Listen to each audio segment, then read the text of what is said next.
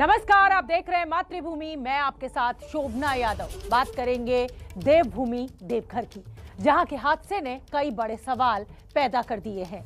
इस पूरे हादसे पर अभी का सबसे बड़ा अपडेट यह है कि 46 घंटे बाद जिंदगियों को बचाने का ऑपरेशन तो खत्म हो गया, लेकिन ये 46 घंटे हर किसी के लिए खौफ से भरे रहे। उनके लिए भी जो हवा में अटके रहे, मौत और जिंदगी के बीच झूलते रहे, और उनके लिए भी जो इस ऑपरेशन से किसी ना किसी तरह जुड़े रहे। पहले हमारी ये रिपोर्ट देखिए और फिर इस हादसे से जुड़ी कई और बड़ी बातें आपके सामने रखेंगे।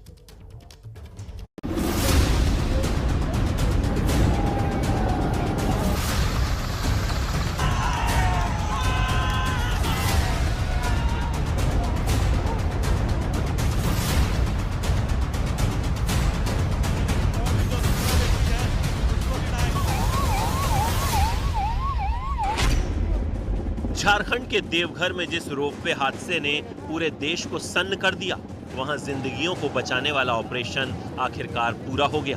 पूरे 46 घंटे चला हवा में लटकी जिंदगियों को बचाने वाला ऑपरेशन। इस दौरान जो सांसें आसमान में अटकी रहीं, वो खौफ और अनिश्चितता से भरी रहीं। 46 लोगों को देवदूत बनकर सेना, आईटीबीपी और एनडीआरएफ की टीमों ने बचा लिया, लेकिन 3 लोगों ने इस हादसे के दौरान अपनी जिंदगी गंवा दी।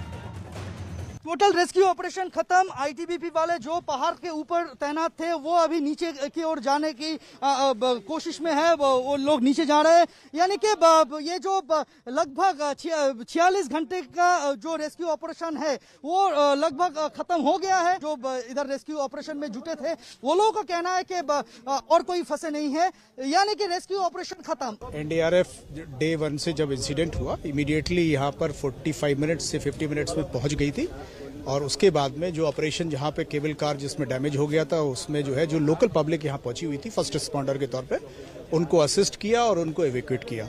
और उस दिन भी लगभग जो है काफी लोग एवेक्यूएट किए गए थे। 2-3 केबल कार जो नीचे थी, जिनमें से पॉसिबल था ग्राउंड एफर्ट से। और कल जो है 2 केबल कार जो है उनमें से भी जो है ज्वाइंट ऑपरेशन में इसमें एनडीआरएफ ने, जिसमें आईटीबीपी के हमारे साथी थे और इंडियन आर्मी के, उन्होंने उनको 11 लोगों को निकाला। देवघर में रविवार को हुए इस हादसे के बाद से लगातार आसमान में अटकी जिंदगियों को बचाने का ऑपरेशन शुरू हो गया था। हवा में लटकी ट्रॉलियों से हेलीकॉप्टर और रस्सियों की मदद से एक-एक कर लोगों को निकाला जाता रहा। स्थानीय लोग और जो भारतीय वायुसेना, सेना, एनडीआरएफ और आईटीबीपी के हम शुक्रगुजार हैं कि उन्होंने 60 लोगों में से मैक्सिमम सभी लोगों की जान बचा ली है। हादसे के अगले 2 दिन, कल और आज कैमरे में कैद वो तस्वीरें भी सामने आईं, जिनमें जिंदगी और मौत के बीच हवा में झूलते लोगों को बचाने के ऑपरेशन के दौरान भी हादसा हो गया। एक महिला रेस्क्यू की रस्सी से फिसल गई और खाई में जा गिरी। महिला गंभीर रूप से जख्मी हो गई, लेकिन कुछ घंटे बाद उसने दम तोड़ दिया। अस्पताल के बगल में ही एक मोहल्ला है, राम मंदिर रोड, वहीं की निवासी है। उनका नाम है शोभा देवी, 60-62 साल उनका उम्र है, और रोपवे रेस्क्यू के दौरान ही उनकी मौत हो गई। डॉक्टर ने क्या बताया जब आप लोग यहाँ मौजूद थे? डॉक्टर ने क्या कहा? डॉक्टर ने सर्टिफाई कर दिया कि इनकी मौत हो चुकी है। इससे एक दिन पहले भी ऐसा हादसा हुआ, जब रेस्क्यू किए गए एक व्यक्ति का हेलीकॉप्टर के एकदम करीब पहुंचकर हाथ छूट गया और वो हजारों फीट की ऊंचाई से नीचे आ गिरा।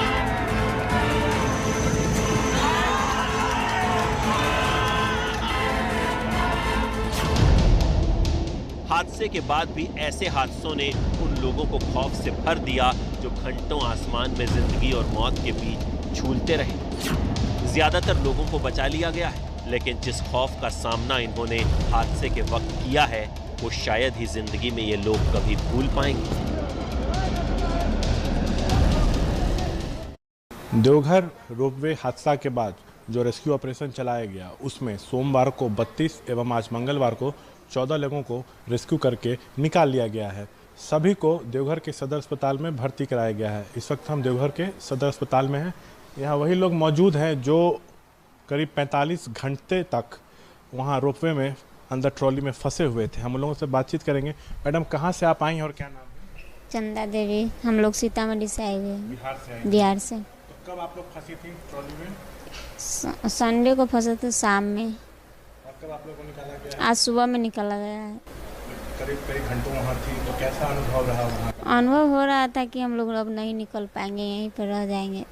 अभी इन्हीं के परिवार के सदस्य, क्या नाम हुआ सर? आप भी क्या बिहार से ही आए हैं? जी, मनीष कुमार नाम हुआ। कितने घंटे फंसे हुए थे वहाँ? लगभग 40 घंटा प्लस था। 40 घंटा प्लस। और कैसा अनुभव रहा? क्या लग रहा था कि सुरक्षित निकल पाएंगे? वो ऐसा तो नहीं लग रहा था कि सुरक्षित निकल पाएंगे, लेकिन निकल गए हैं वहाँ से। तब ऊपर हेलीकॉप्टर में चढ़ गए हैं, तब आत्मा में शांति आया है। जब आप लोग रोपवे में थे तो एकदम से क्या हुआ, कैसे मतलब तार टूट गया, फिर उस समय क्या हुआ? पहला चीज़ क्या अनुभव हुआ था? पहला चीज़ अनुभव कुछ नहीं, हम लोग बातचीत कर रहे थे, उसमें बैठे हुए थे, बातचीत कर रहे थे, उसमें कोई दिक्कत नहीं था। जैसे ही वहाँ से जब टूटा ना, तो हम लोग को लगा कि सही तार टूट गया, अब हम लोग जा रहे हैं नीचे, अब नहीं बच पाएंगे। मैंने पूरा हम लोग सोचे कि अब नहीं बच पाएंगे, कुछ हमसे नहीं होगा। तो उसी में उसे आके उसके बाद जब चोट उठ लगा, यहाँ पे मेरा कमर में चोट लगा, मेरे साथे थे उनका भी वो टूट सब फट गया, फटा खून ब्लड लगा उसमें गिरने।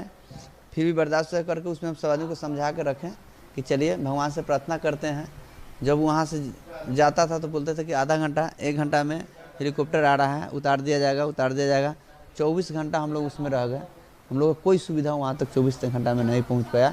यहाँ देवघर के सदर अस्पताल में और भी अन्य लोग हैं जो भर्ती हैं, हम उनसे भी थोड़ा बातचीत करने की कोशिश करेंगे। ये लोग भी आज ही इन लोगों को आज ही सुबह में निकाला गया है, हम सीधा इनसे बातचीत करेंगे।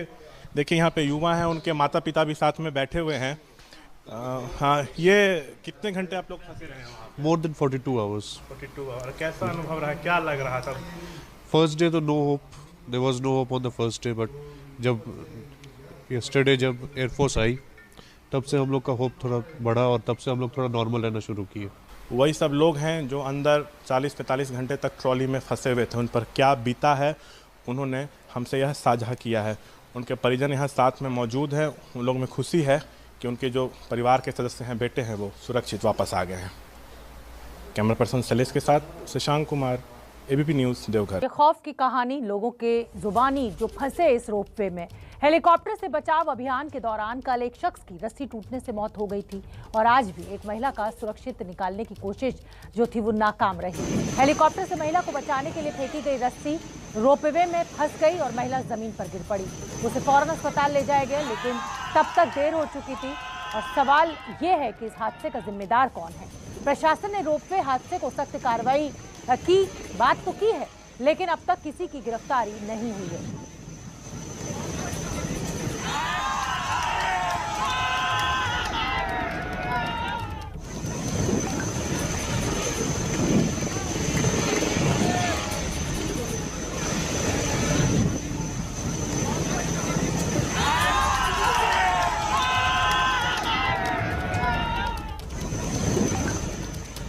तो हमारे साथ देवघर के घटनास्थल से जुड़ रही हैं संवाददाता मनोज्ञा लोईवाल और देवघर सदर अस्पताल से जुड़ रहे हैं हमारे संवाददाता शशांक। पहले मैं शशांक आपका रुख करना चाहूंगी और वो इसलिए क्योंकि आप अस्पताल में मौजूद हैं। जो घायलों को यहाँ पर लाया गया था, किस तरीके की स्थिति है? 46 लोगों की जान बचाई गई, 3 की जिंदगी चली गई। इस समय क्या हालात है अस्पताल में? केबल ऑफ दी जब केबल देखाते कतटा स्ट्रांग 46 लोगों को सुरक्षित निकाला गया है। उसमें से कई लोग जो हैं देवघर के सदर अस्पताल में भर्ती हैं। इस वक्त हम भी देवघर सदर अस्पताल में हैं, आपको सीधा दिखाना चाहेंगे। यहाँ जो लोग अभी भर्ती हैं, पूरे 46 घंटे ये लोग वहाँ फंसे रहे हैं। कैसा वो खौफनाक मंजर था, हम खुद उन्हीं की ज़बानी सुनेंगे। मैडम, आप कहाँ से आई और क्या नाम है? मैं शिकारीपाड़ा से आई हूँ, दुमका जिला। मेरा नाम अनीता दासी है। हम रविवार को आए थे त्रिकुट पहाड़ पूजा करने और मेला देखने। तो लिफ्ट में चढ़े, लिफ्ट में चढ़ते समय तो अच्छा रहा, लौटते समय में 2-3 मिनट में ही खड़खड़ाने लगी और गड़गड़ करते लगे हम लोग नीचे गिर जाएंगे सब। और हम लोग भगवान को बुलाने लगे, हे बजरंगबली, हे बजरंगबली, बचाओ बजरंगबली। ऐसे करते करते 2-3 मिनट किए तो रुक गया, टोली सब रुक गया। और 2-3 नीचे 3 ठो टोली था, वो सब तो पूरा ये हुआ, मतलब क्या हड़बड़ा। शशांक, कभी हमने एक रिपोर्ट दिखाई थी, उसमें जो तमाम मरीज अस्पताल में मौजूद थे उनकी बातचीत हमने अपने दर्शकों को सुनवाई थी। मैं मनोज्ञा का रुख करना चाहूंगी क्योंकि मनोज्ञा घटनास्थल पर मौजूद है। मनोज्ञा, हमने कल एक भयावह दर्दनाक दृश्य देखा था जब एक शख्स हेलीकॉप्टर से बचाव के दौरान गिर गया था। क्या उसका शव बरामद हो पाया है? क्या ये जो पूरा रेस्क्यू ऑपरेशन है इसको अब रोक दिया गया है या अभी उस शव की खोजबीन की जा रही है? देखिए, रेस्क्यू ऑपरेशन जिंदा लोगों को निकालने के लिए इस समय रोका जा चुका है, लेकिन शव को अभी भी खोजा जा रहा है। उसकी अलग प्रक्रिया रहेगी, क्योंकि जितनी गहराई में वो गिरा है उससे आप अंदाजा लगा सकती हैं कि आने वाले कई घंटों में ये कितनी बड़ी चुनौती होगी। इसका एक छोटी सी बानगी मैं आपको दिखा रही हूँ। ये केबल कार है और ये वो केबल कार है जिसमें लोग बैठे थे, जिन्हें रेस्क्यू ऑपरेशन के जरिए निकाला गया। यहाँ तक पहुंचने में हमें काफी देर लग गई, सिर्फ वहां से ऊपर पहुंचने में। इतने पथरीले रास्ते हैं और यही वजह है कि यहाँ पर इस केबल कार का, इस पूरे रोपवे का, इस ट्रॉली का इस्तेमाल किया जाता है, जो करीब 1500 फीट है। यहाँ से उस पहाड़ तक झारखंड यानी कि जंगलों का राज्य, और इन जंगलों के बीच में आपको प्राकृतिक खूबसूरती, देवघर की खूबसूरती दिखाने के लिए इस रोपवे को बनवाया गया था। या मैं यूं कहूं कि 2009 से लगातार ये चल तो रहा था। इसमें लोग भी सफर कर रहे थे। करीब 80 लाख से 1 करोड़ रुपए राजस्व आता है राज्य सरकार को हर साल, यानी कि सरकार, उसमें केंद्र सरकार, राज्य सरकार दोनों शामिल हो सकती हैं। लेकिन इसमें सबसे बड़ी बात यह कि आखिरकार इन सारी आज की गलतियों के लिए जिम्मेदार कौन? इन लोगों ने जो खौफ देखा है उसके लिए जिम्मेदार कौन? और इन पथरीले रास्तों पर घंटों बिना पानी, खाने या बाकी प्राथमिक सुविधाओं के 24 घंटे 48 घंटे रहने के लिए जिम्मेदार कौन? बिल्कुल मनोज्ञा, आप बनी रहिए और बहुत वैलिड बात आप कह रही हैं। और लगातार एबीपी न्यूज भी यही सवाल उठा रहा है कि इतनी बड़ी जो दुर्घटना हुई है, आखिर जिम्मेदार कौन, और अगर जो दोषी है उसके खिलाफ कब होगी कार्रवाई। देवघर हादसे पर बीजेपी के स्थानीय सांसद निशिकांत दुबे, जो कि वहां लगभग 48 घंटे तक खुद मौजूद रहे, वो भी मांग कर रहे हैं कि देवघर के डीसी पर हत्या का मामला दर्ज होना चाहिए। जो कहा सुनी उनकी डीसी के साथ हुई थी वो भी हमने सुनी थी। तो बड़ी खबर इस समय की यह है कि सांसद गोड्डा से जो सांसद हैं, देवघर के डीसी पर हत्या का मुकदमा चले, ये उनकी बड़ी मांग है। निशिकांत दुबे, जो हमने जिस समय ये हादसा हुआ था दोपहर 3 बजे, उसके कुछ घंटे बाद ही निशिकांत दुबे जो कि सांसद है वहां पहुंच गए थे और लगातार उस हादसे की जगह पर वो बने रहे। सुन लेते हैं क्या कह रहे हैं निशिकांत दुबे। मैं ये कहता हूं कि उन्होंने अपना जान जोखिम में लिया और माननीय गृह मंत्री जी लगातार उसको मॉनिटर करते रहे। मैं उसके बारे में कोई बात नहीं करता। मैं केवल ये बात कर रहा हूं कि जो देरी हुई, जो 3-4 घंटे इन्होंने अपने मुख्य सचिव तक को नहीं बताया। मुख्य सचिव को मैंने शाम 6 बजे, मैं ऑन रिकॉर्ड आपको कह रहा हूं कि शाम 6 बजे मैंने मुख्य सचिव को ये सूचना दी है। जब मैंने कि माननीय गृह मंत्री जी को 5:30 बजे सूचना दी तो मुझे लगा कि मुख्य सचिव को सूचना देना है, तो मैंने दिया है। तो ये जो निकृष्टतम काम है, इसके ऊपर जो है उसके ऊपर हत्या का मुकदमा डीसी के ऊपर। तो सांसद निशिकांत दुबे को आपने सुना, नाराजगी भी उनकी साफ देखी और सुनी जा सकती थी। उनका कहना है कि विलंब किया गया, अगर इतना विलंब ना किया जाता तो शायद जिंदगी को और बेहतर तरीके से बचाया जा सकता था। 48 घंटे तक जो लोग उसमें फंसे रहे उन्हें जल्दी निकाला जा सकता था। और निशिकांत दुबे एक बड़ी मांग कर रहे हैं और वो ये कह रहे हैं कि जो डीसी हैं देवघर के, उनके खिलाफ हत्या का मामला दर्ज होना चाहिए। कौन है जो इसके पीछे जिम्मेदार है और कौन है जिसकी गलतियों के वजह से अब सरकार को जवाब देना होगा। आपको एक बात और बता दें कि इस पूरे रोपवे में पुली टूट गई। पुली यानी कि वो सबसे महत्वपूर्ण हिस्सा इस ट्रॉली का, जिसके आधार पर ये ट्रॉली नीचे से लेकर ऊपर तक जाती है और ऊपर से लेकर नीचे तक आती है।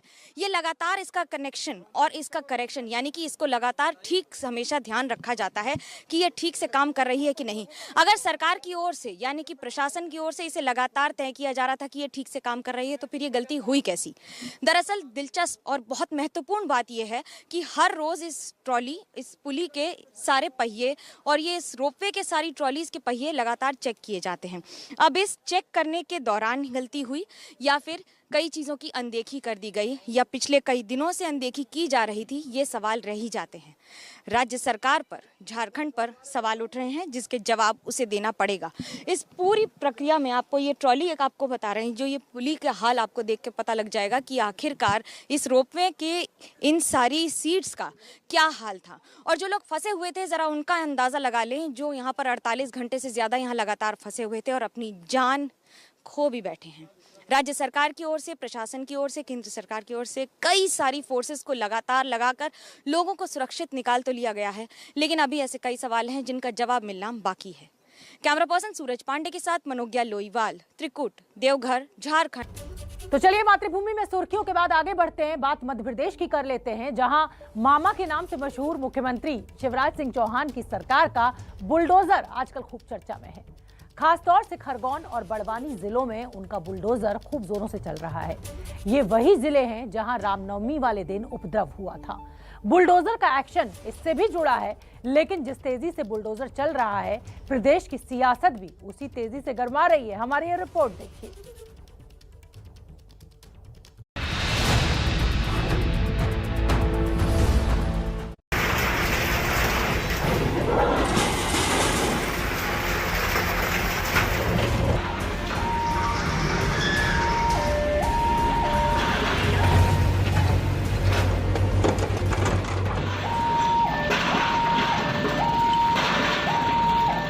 मध्य प्रदेश का बड़वानी, जहां शिवराज सरकार का बुलडोजर लगातार चल रहा है।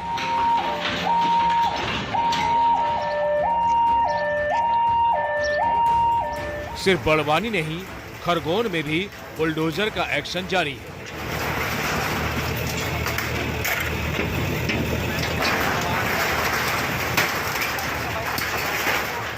बड़वानी और खरगोन वो जिले जहां रामनवमी के जुलूस के दौरान खूब बवाल हुआ।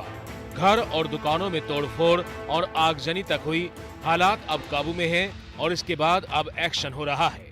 शिवराज सरकार के मुताबिक उपद्रव में शामिल लोगों के वीडियो देखकर उन्हें चिन्हित किया जा रहा है और इसके बाद उनके खिलाफ इस तरह बुलडोजर से कार्रवाई की जा रही है।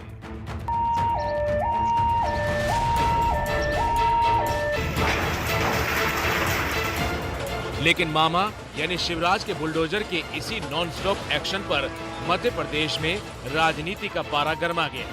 पूर्व सीएम और कांग्रेस नेता दिग्विजय सिंह ने आज सुबह ट्वीट किया और लिखा, क्या खरगोन प्रशासन ने लाठी तलवार जैसे हथियारों को लेकर जुलूस निकालने की इजाजत दी थी?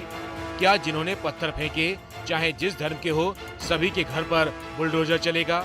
शिवराज जी मत भूलिए, आपने निष्पक्ष होकर सरकार चलाने की शपथ ली है। भारतीय संविधान में हर नागरिक को अपने धर्म का पालन करने का अधिकार है। धर्म देखकर शिवराज जी कार्रवाई करना असंवैधानिक है। दिग्विजय के इसी ट्वीट के बाद कांग्रेस के तमाम नेताओं ने भी शिवराज सिंह को घेरना शुरू कर दिया। कानून का राज खत्म हो गया क्या? आप बुलडोजर चला के आपने पहले तय वो नहीं किया, उसका सिद्ध नहीं किया कि फला फला दोषी है, इसने फेंका। ये रातों रात कहाँ से पता लग गया आपको? आप कह रहे हैं कि वो पुलिस के लोग इंजर्ड हुए। तो ये जो स्थिति है ये निर्मित हुई है, ये सरकार का फेलियर है, इंटेलिजेंस का फेलियर है। किसी पे भी दोष मढ़ देना ये कतई कानून की भाषा नहीं है। लोगों के मकान तोड़े जा रहे हैं बुलडोजर से, दुकानें तोड़ी जा रही हैं। पहले इन सब चीज़ों की जांच कर लें और इसके बाद मकान तोड़ने की, दुकान तोड़ने की जरूरत नहीं है। वहाँ उन मकान और दुकानों को किसी दूसरे को दे दी जाए, लेकिन तोड़ के जनहानि करना और वहाँ पर प्रॉपर्टी का नुकसान करना, ये ठीक बात नहीं। कांग्रेस शिवराज को घेर रही थी, लेकिन दिग्विजय सिंह के दाव उल्टे पड़ने लगे। अपने ट्वीट के साथ उन्होंने एक फोटो भी पोस्ट किया था, जिससे विवाद ने नया मोड़ ले लिया। आरोप है कि दिग्विजय ने खरगोन की जगह किसी दूसरी जगह का विवादित फोटो डाला है, जिसे जल्द उन्होंने डिलीट भी कर दिया। लेकिन उसी फोटो पर अब दिग्विजय फंस गए। दंगाइयों के खिलाफ कड़ी कार्रवाई जारी है। आज सवेरे मध्य प्रदेश के पूर्व मुख्यमंत्री श्री दिग्विजय सिंह ने जो ट्वीट किया धार्मिक स्थल पर झंडा फहराने का, वो फोटो मध्य प्रदेश का नहीं है। श्री दिग्विजय सिंह ने मध्य प्रदेश में धार्मिक उन्माद फैलाने का षड्यंत्र रचा है, प्रदेश को दंगों की आग में झोंकने की साजिश की है। उनने जब पत्थर फेंके थे उनके शांति दूतों ने रामनवमी के जुलूस पर, तब नहीं उन्होंने ट्वीट किया ना सवाल उठाए। सवाल सिर्फ उन पर कार्रवाई होने लगी दंगाइयों पर तब उठते हैं। ये पीड़ादायी होता है। कम से कम कभी तो समानता की सोचो। और मध्य प्रदेश में गरमा रही इस सियासत के बीच बुलडोजर लगातार चल रहा है। रामनवमी पर बवाल के बाद अकेले खरगोन में ही एक दिन में 16 मकानों को शिवराज सरकार के बुलडोजर ने ध्वस्त किया, जबकि 29 दुकानों के खिलाफ बुलडोजर ने कार्रवाई की। खरगोन प्रशासन का दावा है कि पिछले 24 घंटे में अलग अलग जगहों पर 50 से ज्यादा अतिक्रमण को बुलडोजर के जरिए हटाया गया। उधर बड़वानी जिले के बवाल वाले इलाके सेंधवा में 7 अवैध घर तोड़े गए। सेंधवा में जिन आरोपियों के खिलाफ बुलडोजर चला वो प्रशासन से गुहार लगाते रहे, लेकिन किसी तरह की नरमी नहीं बरती गई। ऐसे लोगों में कांग्रेस के सेंधवा शहर अध्यक्ष का परिवार भी शामिल है। मेरा नाम मोहम्मद उमर है। यहाँ पे उस बच्चे का कहीं से कहीं तक कोई हस्तक्षेप नहीं है। ये राजनीति के मामले में मेरे पूरे घर को तोड़ के और हमको रोजदारों को धक्के मार के पुलिस प्रशासन ने घर से बाहर निकाल दिया। हमारे घर से हमको एक नए पैसे की कोई भी चीज नहीं निकालने दी। हम एकदम घर से बेघर हो गए। हम पूरी तरह से उजड़ गए। अब ना हमारे पास रहने के लिए छत न घर है। सास और ससुर शुगर के पेशेंट, उनको धक्के घिसते हुए लेगा, ससुर के बाल पकड़ के। हम बोल रहे हैं कि हमारा आदमी डायलिसिस वाला है, पेशेंट है, उनकी गोली दवा तो निकाल लें, तो कम से कम उनको दवा गोली दे दे। हाथ पैर सब जोड़े, मैंने पेट तक पड़े कि सर आप इतना तोड़ दिया, आपका रिक्वेस्ट है कि हमारा सामान निकाल लें दो, मगर हमारी सुनवाई नहीं हुई। और लेडीज पुलिस, हम बोल रहे तो लेडीज पुलिस को बुलवा रहे, इनको डंडे मारो, लेके जाओ, इनको हट रहे हो कि नहीं यहाँ से। आपका भी तोड़ दिया मकान जी। इन सब के बीच सुबह सीएम शिवराज ने गृह मंत्री नरोत्तम मिश्रा और डीजीपी समेत आला अधिकारियों के साथ कानून व्यवस्था पर बड़ी बैठक भी की। सरकार के मुताबिक दोनों जिलों में हिंसा और आगजनी के आरोप में अब तक 90 से ज्यादा लोगों की गिरफ्तारी हो चुकी है और जो भी ऐसे उपद्रव में शामिल हैं, वो भी कार्रवाई से बच नहीं पाएंगे। और इसी मुद्दे से जुड़ी हुई अगली बड़ी खबर हम आपको बता दें, जो मध्य प्रदेश से हमें मिल रही है। बुलडोजर के एक्शन से जुड़ी ये बड़ी खबर। सागर के गढ़ाकोटा में एक भूमाफिया के खिलाफ बुलडोजर चला है। आलीशान होटल और अवैध निर्माण को बुलडोजर ने ध्वस्त किया। भूमाफिया के परिवार ने 6000 वर्ग फुट सरकारी जमीन पर कब्जा किया हुआ था। एक व्यापारी की जमीन भी कब्जा ली थी। व्यापारी पर जानलेवा हमला भी किया गया था। हम आपको बता दें कि सागर मध्य प्रदेश के कद्दावर मंत्री गोपाल भार्गव का गृहनगर भी है और अब यहां पर भी बुलडोजर चला, लेकिन इस बार ये बुलडोजर चला है भूमाफिया के खिलाफ, जिन्होंने 6000 वर्ग फुट सरकारी जमीन के ऊपर कब्जा कर लिया था। आलीशान होटल और अवैध निर्माण को बुलडोजर के द्वारा ध्वस्त कर दिया गया। तो ये तस्वीरें आप देख सकते हैं। तो मामा का बुलडोजर लगातार एक्शन में नजर आ रहा है, लेकिन सियासी माहौल भी गर्म हो गया है इसको लेकर। इस बार ये जो बुलडोजर चला है वो सागर में भूमाफिया के खिलाफ चला है। भूमाफिया के परिवार ने 6000 वर्ग फुट सरकारी जमीन पर ऊपर कब्जा किया हुआ था और एक व्यापारी की जमीन पर भी कब्जा कर लिया था। व्यापारी के ऊपर जानलेवा हमला भी हुआ था। हम आपको बता दें कि सागर मध्य प्रदेश के कद्दावर मंत्री गोपाल भार्गव का गृहनगर भी है। ब्रजेश राजपूत हमारे साथ ज्यादा जानकारी लिए हुए जुड़ रहे हैं।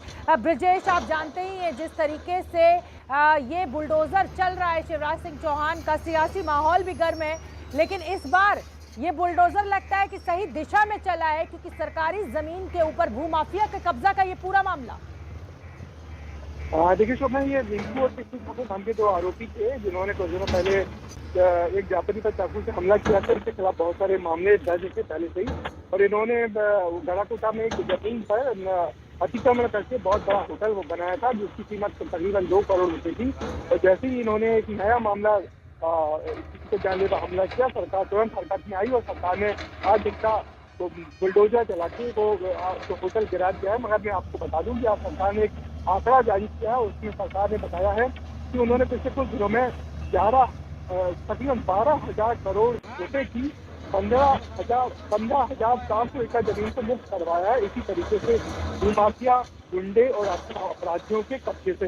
तो सरकार ने आज एक बड़ी सफाई की है। जिस तरीके से सरकार तो उंगलियां उठ रही हैं कि बुलडोजर चल रहे हैं, तो आखिर इसके मायने क्या है। तो सरकार ने आज एक बड़ी विज्ञप्ति जारी कर मुख्यमंत्री ने बताया कि अप्रैल 2020 से मार्च 2022 तक 12,000 करोड़ रुपए की 15,400 एकड़ जमीन मुक्त करवाई है। इसी तरीके से माफियाओं पर बुलडोजर चला गया। तो निश्चित ही मध्य प्रदेश में बुलडोजर राज शिवराज मामा का बुलडोजर चल रहा है और तेज गति से चल रहा है। और आज बिल्कुल, बहुत बहुत धन्यवाद ब्रजेश। बता दें जो बिहार से है, नालंदा में मुख्यमंत्री नीतीश कुमार की संवाद यात्रा कार्यक्रम के दौरान अचानक धमाके की आवाज से अफरा तफरी मच गई। जिस जगह पर मुख्यमंत्री मौजूद थे वहां से करीब 5 मीटर की दूरी पर यह धमाका हुआ। मुख्यमंत्री नीतीश कुमार पूरी तरह सुरक्षित थे। इस मामले में एक युवक को हिरासत में लिया गया है जो मौके पर ही मौजूद था। पूरी खबर जानने के लिए संवाददाता प्रकाश कुमार का मैं रुख करूंगी और ये तस्वीरें पहले आपको दिखा देते हैं। आप देखिए, नीतीश कुमार संवाद यात्रा कार्यक्रम में हिस्सा लेने के लिए पहुंचे थे कि अचानक वहां पर एक धमाका हुआ। हालांकि नीतीश कुमार, अच्छी खबर यह है कि वो पूरी तरह से सुरक्षित हैं। एक युवक को हिरासत में लिया गया है। प्रकाश, ये किस तरीके का धमाका था, क्या जानकारी? देखिए, जो शुरुआती जानकारी आई कि वहां पर एक धमाका हुआ है। मुख्यमंत्री इन दिनों नालंदा और बाढ़ इलाके में घूम रहे हैं और वो अपनी निजी यात्रा बता रहे हैं। इसी दौरान जब वो घूम रहे थे तो एक आवाज आई जोरदार और उसको लेकर के अफरा तफरी मच गई। लेकिन बाद में जो एक लड़का पकड़ा गया है वो काफी कम उम्र का लड़का है। उसके हाथ से पटाखे बरामद किए गए हैं। जो पटाखे की आवाज थी वो वहां पर हुई, जिसके कारण कुछ देर के लिए वहां पर चलिए, तो हमारे जो सहयोगी हैं प्रकाश, यही जानकारी दे रहे हैं कि कम उम्र का बच्चा था और उससे पटाखे बरामद भी हुए हैं और वो पटाखा बजने से ऐसा लगा लोगों को कि ये किसी और तरीके का धमाका हो सकता है। मुख्यमंत्री नीतीश कुमार पूरी तरह से सुरक्षित हैं, नालंदा में मौजूद थे। आज एक कार्यक्रम के दौरान ये धमाका हुआ जिसको लोगों ने सोचा कि पता नहीं किस तरह का धमाका है और अफरा तफरी वहां पर मच गई, लेकिन बाद में ये खुलासा हुआ कि ये पटाखे का धमाका था। तो चलिए, बिहार के बाद आगे बढ़ते हैं और बात दिल्ली की कर लेते हैं। बड़ी खबर इस समय की यह है कि दिल्ली के आनंद पर्वत इलाके में झुग्गी बस्ती में भीषण आग लग गई। इस आग के चलते 50 झुग्गियां जलकर खाक हो गई। राहत की बात यह रही कि इतने बड़े हादसे में कोई हताहत नहीं हुआ। दमकल की 18 गाड़ियों की मदद से आग पर काबू पा लिया गया है, लेकिन नुकसान लोगों का बहुत हुआ और आप देख सकते हैं किस तरह से सब राख हो गया। 50 से ज्यादा झुग्गियां जो थी, कच्चे घर जो थे, वो जलकर खाक हो गए। हालांकि आग पर काबू पा लिया गया है और कोई भी अप्रिय घटना की वहां से कोई जानकारी या कोई खबर नहीं आई है। सभी सुरक्षित हैं, लेकिन हाँ, इन गरीबों के घर जरूर जल गए। ये नुकसान बहुत बड़ा है गरीब की जिंदगी में, पर राहत की बात यह है कि किसी भी जिंदगी को कोई नुकसान नहीं पहुंचा। ये तस्वीरें आप देख सकते हैं, दमकल की गाड़ियां आग पर काबू पाते हुए। लगभग 18 गाड़ियों की मदद से इस आग पर काबू पाया गया। बेहद भीषण ये आग थी।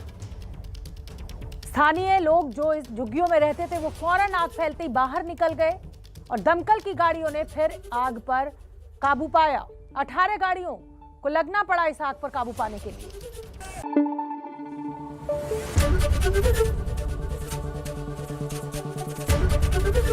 एबीपी न्यूज आपको रखे आगे।